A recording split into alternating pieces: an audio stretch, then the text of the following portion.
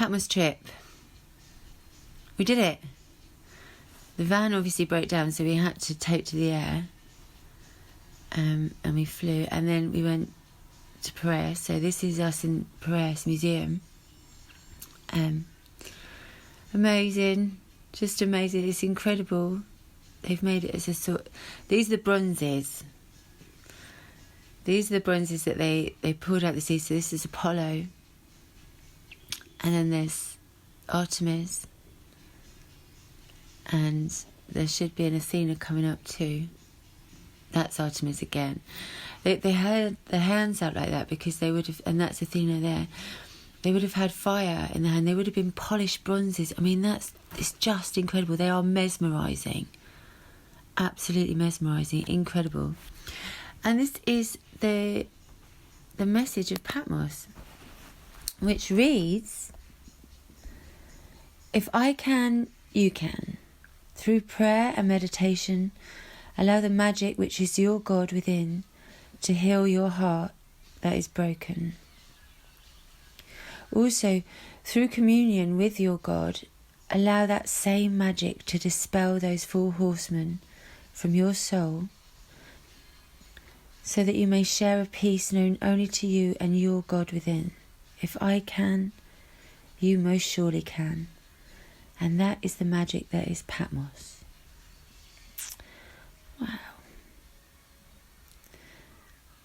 And this is Patmos by night. Well, this is Patmos. We were in a place called Scala, which is where the ferry from Piraeus came in. So it seemed like the most logical place to stop, because everything's right there. So we were able to walk right up to the temple on the top. Well, it's a monastery now, and this is the Cave of the Apocalypse. So when we got there, it was actually closed. It was only open on certain days. So you got there and it was shut. I played Jerusalem outside. I played it inside also, and these were the times, so we could be better equipped for next time. So it was beautiful, and we were able to go. We bussed up because it's the highest point of the island. There we are. We can oversee the whole island. So we got the bus up, but we always walked back down, and it really felt like a pilgrimage. It really was. It was the trip. So this is us meeting the mayor. So we went and met the mayor, and that was the point of the trip. So we took a gift.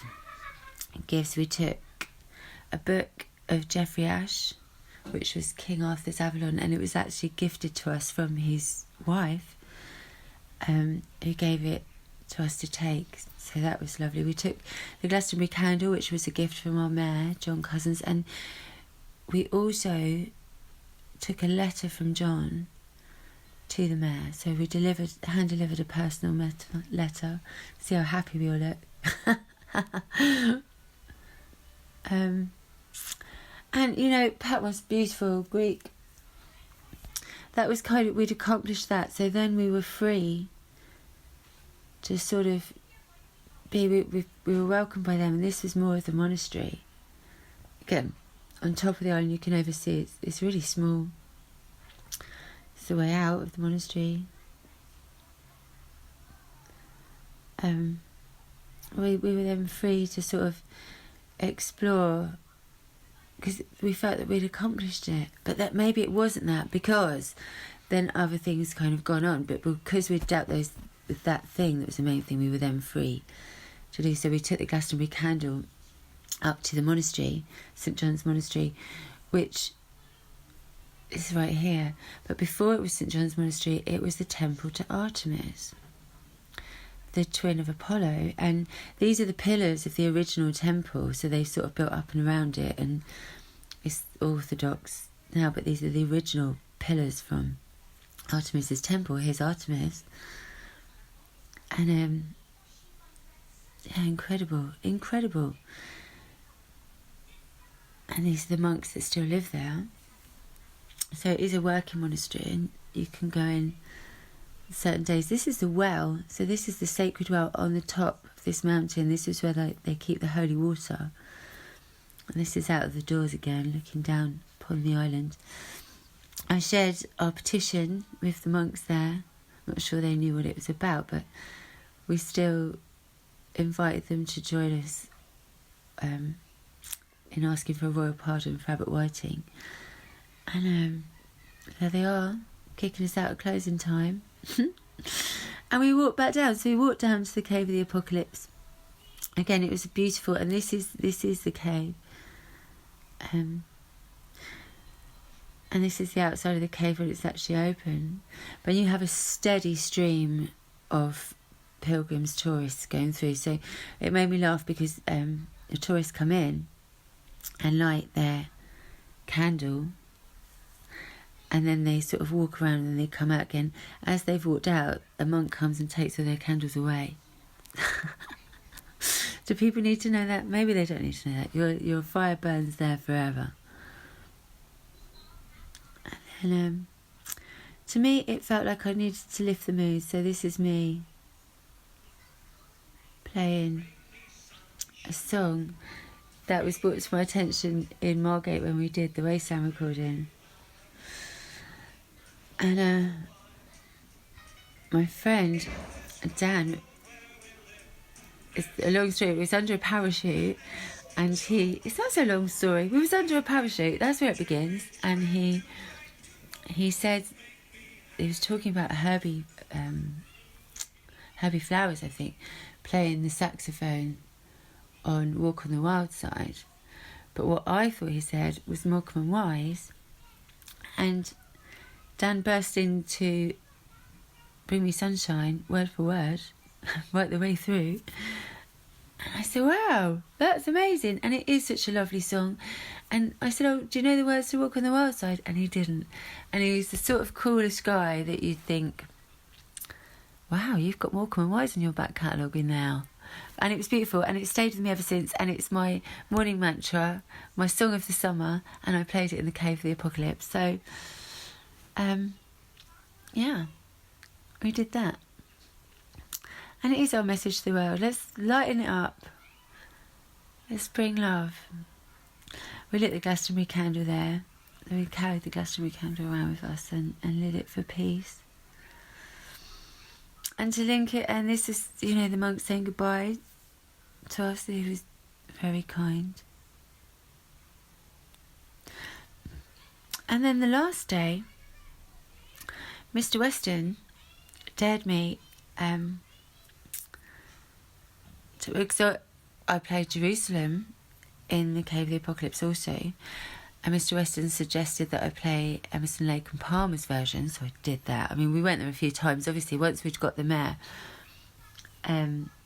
delivered our duties to the mayor, we were then free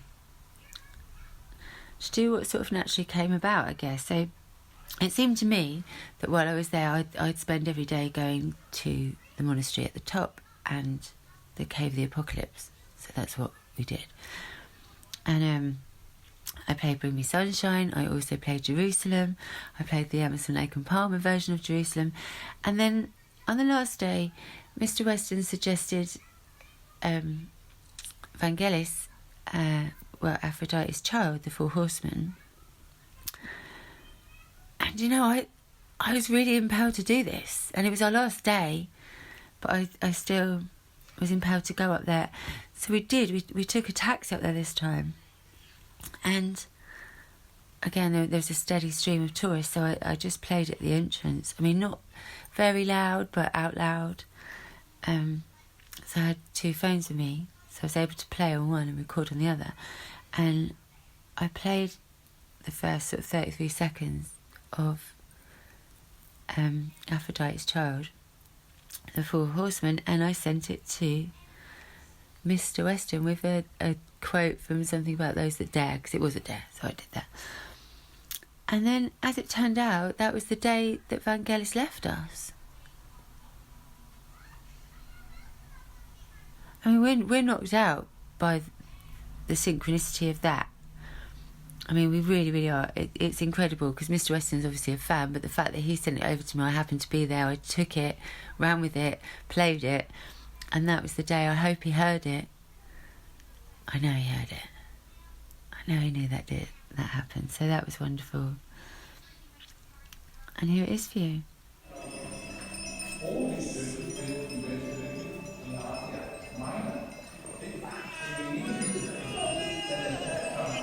Actually, you can see the light coming in. There's a light that comes in.